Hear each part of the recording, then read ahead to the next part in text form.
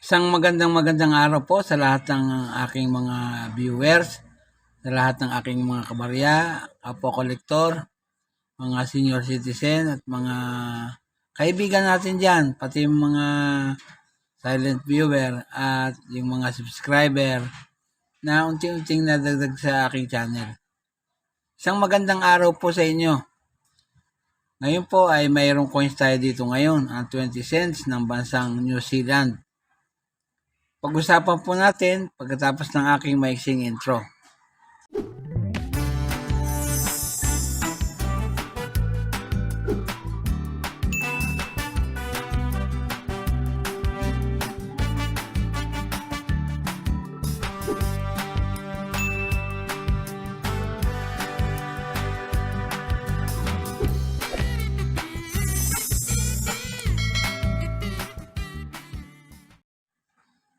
At ito nga po ang barya sa inyong harapan, ang 20 cents ng bansang New Zealand. Sa obverse na bahagi po ay makikita natin ang larawan o yung portrait ni Her Majesty Queen Elizabeth II na nakaharap sa kanan, na nakasuot ng korona ng Great Britain at Ireland. Tapos po yung kanyang legend na nakapaikot, New Zealand. Ayan po. Yung petsa ng pagkakagawa, yung sa baba, 2006. Ayan. Makikita po natin. Ang designer po niyan ay si Ian Rank Broadley. Ayan po. Sa reverse na bahagi naman, yan, ay makakita tayo ng isang Maori carving. Yun. Depicting Pukaki, the chief of the Ngati Wakawi Iwi tribe of the Te Arawa. Yan po. Yan po yung tinatawag nilang Maori carving na nagre-representa sa 18th century ng mga Maori warrior, mga leader na kung tawagin ay Pukaki. Yan po.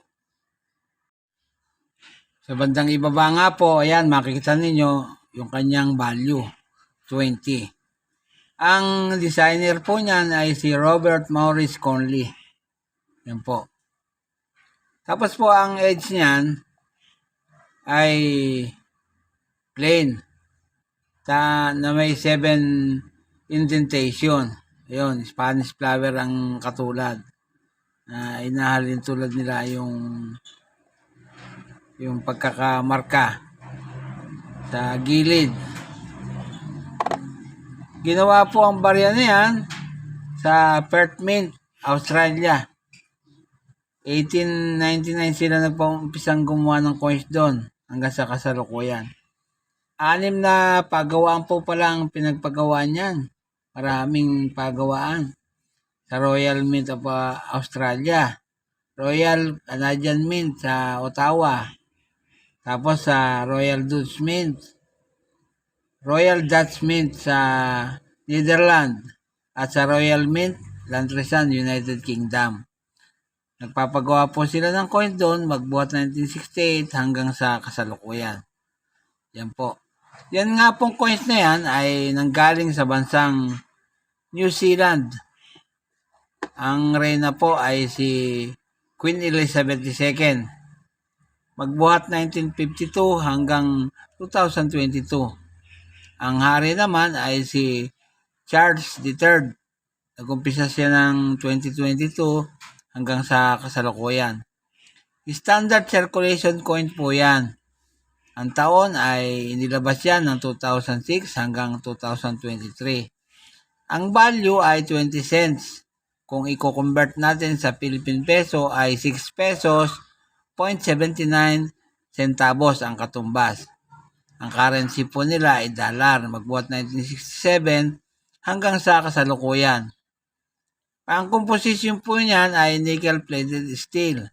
Tumitimbang po ng 4 grams. May diameter na 21.75 mm at kapal na 1.56 mm. Yan po. Ang hubog po niyan ay Spanish flower kung tawagin. Milled ang technique na ginamit at middle alignment ang orientation. May number po na N number 2619 at reference number na KM number 118A, school number 198. Noong taong pong 2006, ang bansang New Zealand ay nagpagawa ng 116,600,000 o 70% ng mga barya na yan na nasa sirkulasyon. Kaya dito sa numista, may mga presyo na po. Ang good po niyan ay 5 peso 50 centavos. Ang very good po ay 14 pesos. Ang fine ay 18 pesos, gayon din ang very fine. Yung extra fine po, 29 pesos. Yung almost uncirculated ay 31 pesos. At yung uncirculated ay 32 pesos.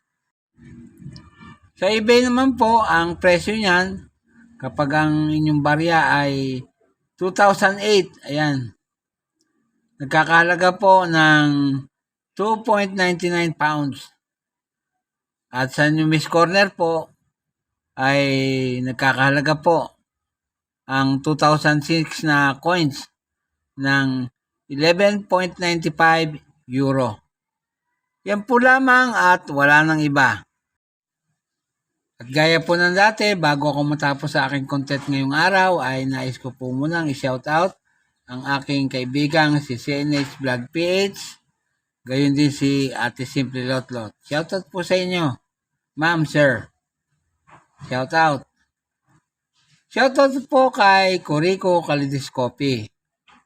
Shoutout kay Memi Jelly. Shoutout po kay Charm Alcon Vlog. Ay shoutout po kay Asa Vlog. Kay My Vintage Life. Shoutout po sa inyo. Shoutout kay JCS Coin and Collectibles. Shoutout kay PD Vlog. At shoutout kay Rolando Quijada, aka Rolando de los Santos. Ayun po. Sinashoutout ko rin ang lahat ng senior citizen, lahat ng silent viewer at lahat ng subscriber na unti-unting nadagdag sa aking channel. Nagpapasalamat din po ako ng marami sa walang sawa ninyong pagsubaybay at nandiyan kayong palagi para sa aking channel. At sa huli ay masabi kong mabuhay tayong lahat.